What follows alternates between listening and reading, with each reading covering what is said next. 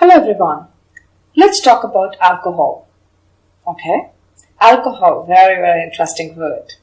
Whenever we hear about alcohol, we have a different feeling.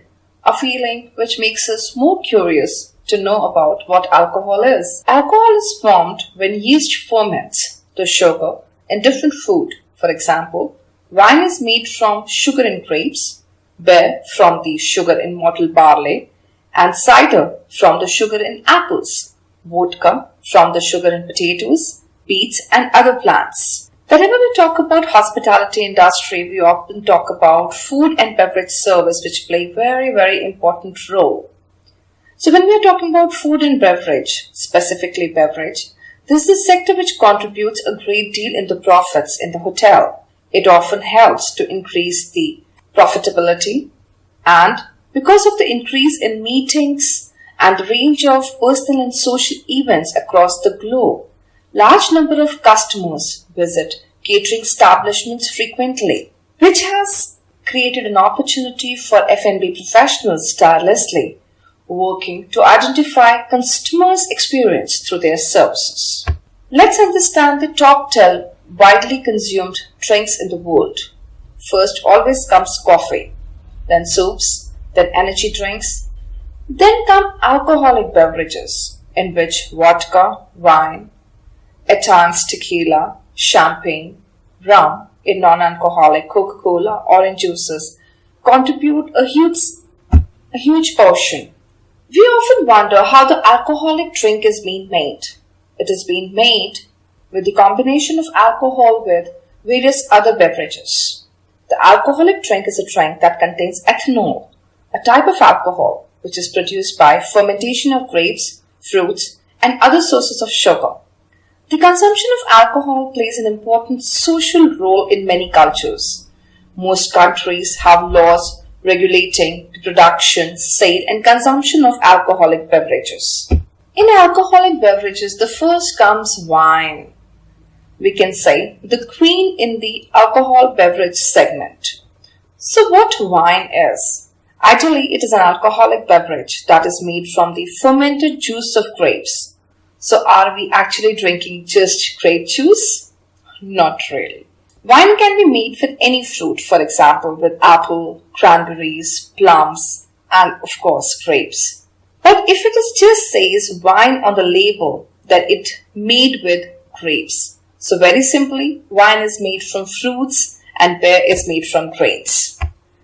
Now let's talk about some of the popular wine types. 4 major wine types are white wine, red wine, sparkling wine, and rose wine. The white wine looks like Riesling, Chardonnay, Pinot Grigio, Chenin Blanc, Sauvignon Blanc. They are one among the major brands of white wine.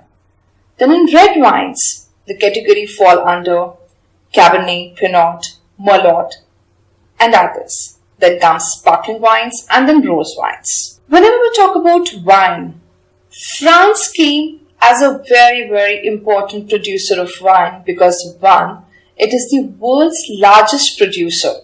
Second, it is very popular for its wine type. The top wine regions are Bordeaux, Burgundy, Champagne. These are the places in France which produce some of the finest wines for the world. The French wine growing region of Burgundy is legendary for its legacy of both red wine and Burgundy wine. Burgundy lies on the eastern side of France and covers just over 100 miles. In this slide, we are talking about what wine is. So it's just a fermented juice of grapes. Of course, along with the composition of alcohol in it, which lies between 10 to 14%. And often it has been classified by its color and type. At times, it is popularly known that it falls from Europe. But along with Europe, US has also emerged a very big producer of wine. Australia and New Zealand also has some of the very nice vineyards, which produces some of the finest wines for the world. Wines are classified as fortified wines or aromatic wines. What a fortified wine is? Fortified wine is a wine-growing region of Burgundy. It is legendary for its legacy. It is a type of wine to which a distilled spirit usually brandy is added. Many different types of fortified wines have been developed, including port, sherry, marsala, madeira. Then comes aromatic wines, which are known for its flavor and aroma. It may be sweet or dry and usually being used as aperitifs. When we are talking about wine, we can even talk about alcoholic liquor, which is further obtained by distillation from wine or other fermented fruit juices or plants, or from a starchy material, and also known as hard liquor. Then comes very important alcohol type, that is beer. What is beer made up of? It is made up of 4 basic ingredients: barley, water, hops and yeast. The basic idea is to extract the sugar from grains so that the yeast can turn into an alcohol and CO2 and it may create beer. The brewing process starts with grains, usually barley, or the same times wheat, rye or other such things. The alcohol content in it is usually between 1 to 10%. Some of the famous types are lager, ale, stout. The process of making a beer has certain steps in it, which has malting, mashing, fermentation, and distillation, and then comes maturation. When we are talking about malting, it's not just in beer, it's often used in all the type of alcohol. It is the understanding the magic of grain when we are talking about malting. So what exactly malt means? What exactly the production of grain means? The grain is made to generate by soaking in water and then by halted ferment brewing and distilling. Then comes mashing. Mashing is the process of combining mix of grains, typically malted barley, with supplementary grains such as corn, sorghum, rye. And then comes fermentation. Fermentation is the process of metabolic in which an organism converts a carbohydrate such as starch or sugar into an alcohol or an acid. For example, yeast perform fermentation to obtain energy by converting sugar into alcohol. Bacteria perform fermentation, converting carbohydrates into lactic acid. Then comes distillation process. It is the process of separating the component or substance from the liquid mixture by using selective boiling and condensation. In industrial chemistry, distillation is a unit operation of practically universal importance, but it is physically separation process, not a chemical reaction. Then comes maturation. Maturation is the chemical reaction which takes place between the alcohol, between the aromatic substance and the wood. These reactions create or increase the amount of esters and aldehydes in the whiskey, so technically aromas. Beside the sherry or bonbon, remainders in the barrel wall, the alcohol also extracts tannins, vanillas and caramel from the wood. So maturation is the process which brings the right aroma in the liquor. What is whiskey? An alcohol by volume, or at least let's say 40%. Okay, when we are talking about it being as a 40%, so what exactly a whiskey would be? So whiskey is a type of a distilled alcoholic beverage made from fermented grain mash. So various grains which may be malted and are used for different varieties, including barley, corn, rye or wheat. Whiskey is typically aged in wooden casks, generally made of shed white oak. So commonly aged between 3 to 5 years in common, or at times aged between 12 to 15 years as well, blended with different flavors and can have various names and tastes to it. Then here comes some of the popular whiskey types. First comes Irish, then comes Bourbon, then comes Scotch.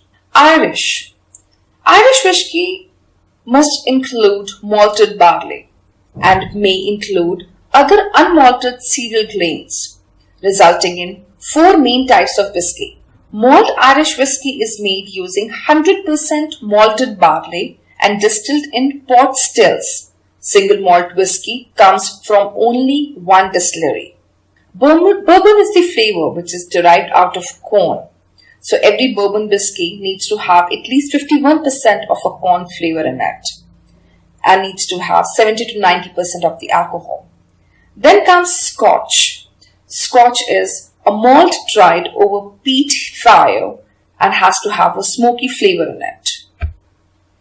These are some of the popular world famous brands of whiskey.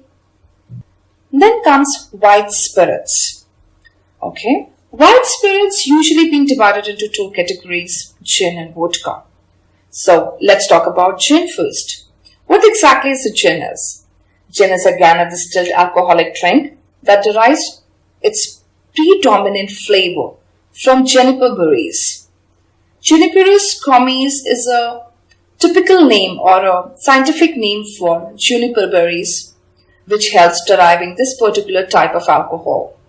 After juniper, gin tends to be flavored with botanical herbal spices, floral or fruit flavors, or often a combination. It is most commonly consumed mixed with tonic water. It is easily made and has always been available around the globe. We often feel what's the difference between a vodka or a gin. So the basic difference what we identify as vodka is made from the distillation of potatoes, rye or wheat, whereas gin is made with the help of distillation of malt or grain and then dried with the flavor of juniper berries. The main constituent of vodka is water and ethanol, while the central part of gin is juniper berries. So there is a difference between a technical composition which divides gin and vodka into different categories altogether. Then comes rum. What rum is? It's an alcoholic spirit distilled from sugarcane, or maybe it is more to it. It is usually aged in oak barrels to get the right flavor and taste of oak being aged over years. Then comes vodka. Vodka is a clear distilled alcoholic beverage with different varieties originated in Poland and Russia. It is composed primarily of water and ethanol, but sometimes with traces of impurities and flavorings. So what vodka means? Vodka meaning little water in Russia or in Russian is made primarily with water and ethanol of agricultural origins such as wheat, rye, potato, corn, barley. In the US, domestic vodkas are defined as neutral spirits without distinctive character, aroma, taste or color. So why vodka is called a lady's drink? This is often an element of curiosity for all of us why vodka is known as lady's drink. So here is the answer. The reason it is known as because probably it is sweet and sugary. And usually the women's drinks are considered to be sugary and sweet in flavor because they often choose that to mix it with. Many men don't tend to mix their alcohol with sweet beverages. So that gives the impression of vodka primarily as a lady's drink. But many guys do enjoy it as well. This is the diagrammatic representation of how the distillation process takes place, how the raw material is being further used with enzymes, process of mixing of yeast takes place. Then there are the process of layering in which the alcohol is further being added. Then after the process of dilution, the flavors are being added and then the companies are being able to derive the right alcohol. This is the process of distilled gin and vodka. How after the addition of alcohol, it is further been divided into gin and vodka. Then comes tequila. Tequila is an alcoholic drink composed of distilled spirits and additional flavorings such as sugar, fruit, herbs and spices. Often served with or after desserts. They are typically heavily sweetened and unaged beyond a resting period during production. When necessary for their flavors to mingle, tequila is a distilled beverage made from the blue avage plant, primarily in the area surrounded the city of Tequila, that is northwest of Guadalajara and in the Jaliscan Highlands of the central western Mexico state of Jalisco. This liquor is an alcoholic drink composed of distilled spirits and additional flavorings, Why it is also known as cactus? Because the plant type it has been derived of, it looks like cactus, and the cactus has a shape of lily. That is the reason it is known as liliaceous. Then comes the distillation process or the fermentation process, where all alcohol is created. Distillation is where the alcohol is separated and removed. In order for fermentation to occur, two things are needed: a raw material in liquid form that contains sugar, followed by the addition of yeast. Please have a look at or a closer look at the distillation process, the point where the water boils, the ethanol boils, the mixture is heated, the ethanol gas is driven off at lower temperatures, how it has been gathered, how the various devices added to minimize water vapors from escaping so the right aromatic liquor can be derived. Now have a look at the components. It has water, it has ethyl alcohol, it has acids, esters, it has fusel oils, mineral salt extracts. Now let's have a closer look of what are the type of stills. So what a still is? A still is an apparatus used to distill liquid mixtures by heating to selectively boil and then cooling to condense the vapor. A still uses the same concepts as a basic pot. Still is a type of distillation apparatus or still used to distill flavored liquors such as whiskey or copium, but not rectified spirit because they are bad at separating cognates. Pot stills operate on a batch of distillation basis. Further to see, the stills are being divided in pots and columns. So what pot stills are? Pot still operates on a batch of distillation basis, and opposed to a coffee or column stills which operate on a continuous basis, distillation apparatus but on a much larger scale. Whereas column stills behave like a series of single pot stills formed in a long vertical tube. The tube is filled with either porous packing or bubble plates. The rising vapor, which is low in alcohol, starts to condense in the cooler, higher level of the column. Column stills are further divided into continuous stills, patent stills, or coffee stills. The most important of all is a coffee still. It refers to the column still designed, patented by Ananias Coffey in 1830, a more efficient alternative to the pot still. It is capable of continuous distillation by reheating the liquid rather than requiring distillation in batches and can produce higher spirits than pot stills. This is a typical diagram of how the pot still would look like. You'll have a fire over here, you'll have the composition of a liquid, and the hot vapors will gather over here. Then you'll have condensed coil, which would separate the vapors and bring it into the casks to add the flavor to it. So ideally we see the pot stills operate in the batch processing method. So you will have a batch of processing, and then at one go they will try to produce the right liquor. Here please try to have a closer look of a pot still, how the mash has been heated and how it has further been condensed and been collected.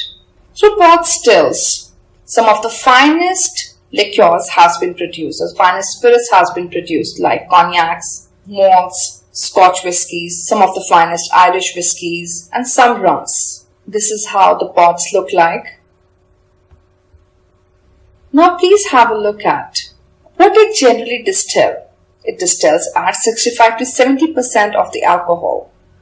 The challenges for the distiller is to include enough of the esters in the middle distillate without including undesirable odorous element from the head fraction. This is the diagram of double pot distillation process. This has been used with some of the finest liqueur brands of the world, and henceforth the finest in being derived over here. Then comes the coffee still, which is also known as one among the most popular style. It refers to the column still, again designed, patented by N.S. Coffey in 1830. A more efficient alternative to the pot still. It is capable of continuous distillation by reheating the liquid. Now please have a look at the liquid is continuously getting reheated over here. Again, it is getting poured, and then subsequently the process is being taken. Then comes the column distillation. It behaves like a series of single pot stills formed in a long vertical tube. The tube is filled with either porous packing or bubble plates. The rising vapors, which is low in alcohol, starts to condense in the cooler, high level of the column. Please have a look at the closer picture of how the column stills will look like. Then comes column distillation. The main advantage is the speed and the increased productivity through this distillation process. Then comes proof. What exactly a proof is? Proof is the strength of an alcohol beverage. So, 100 proof spirit is 50% alcohol, or 200 proof spirit is an aftershave or 100% alcohol. Distillation is the process of converting a liquid by heating it into a gas or vapor that is then condensed back into a liquid form, and thereby we are able to obtain the 100%. Then comes measuring the alcohol content. How do we do that? Usually it is being done by alcohol meter. It is used to determine the volume of alcohol or proof. It is calibrated to the density of pure ethanol and is also to be used on pure distilled spirits. Hydrometer, on the other hand, is calibrated to the density of water and is used during the pre-fermentation or post-fermentation process. This is the type through which the proof has been calculated in the liquor. Now let's more understand about the beverage industry, how it behaves, how the global beverage industry looks like. A general calculation talks about the global beverage market is evaluated at around $1,544 billion US market and projected to be more than $1,800,000 billion market by the year 2024. So technically we are talking about a growth rate of nearly 20% coming in this market in coming 3 to 4 years. The market is projected to grow at a decent rate. Reason: the global safety standards towards the alcoholic beverages are increasing and the consumption of liquor is again increasing at a very, very strong pace across the globe. All across the globe, there is a huge shift where the people from different cultures are absorbing this very culture or trend, which is further contributing in the economy growth. With the increase of per capita income growing all across the world, the global consumption is also likely to grow in all the type of beverages, not just alcoholic, non-alcoholic as well. The beverage industry is often considered as being recommended and being condemned as well. The reason behind every beverage has its positive side to it and as well as the negative side to it. Consumption of liquor, if not done rightly, is often considered as hazardous to health.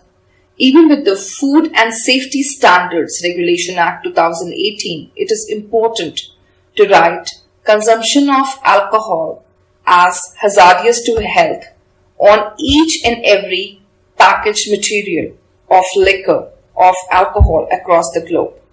So the sources we can see through which the alcohol is being derived is the sugar mixture, yeast, that is ethanol, and CO2. Then the fermentation process is there, and then the distillation process is there. So technically, we are capitalizing alcohol at a lower boiling points, producing the process of fermentation, and then we are bringing in the vapor together. And after the condensation process, we are labeling it in the form of wine or brandy or whiskey or beer derived from molasses or potatoes or from grapes. Thus, the wines or sherries are being sold across the world with the additional alcohol to it. So with this note, we can bring this presentation to an end. Here we are not talking about a journal guideline, which goes, it is definite. A drink is a drink. You can never call an alcoholic drink as a pure grape juice, because once the fermentation process has been there, the alcohol is there. And alcohol, if not consumed in the right proportion, is hazardous to health. With this note, thank you so much for today. Hope this presentation was of great enlightenment to you.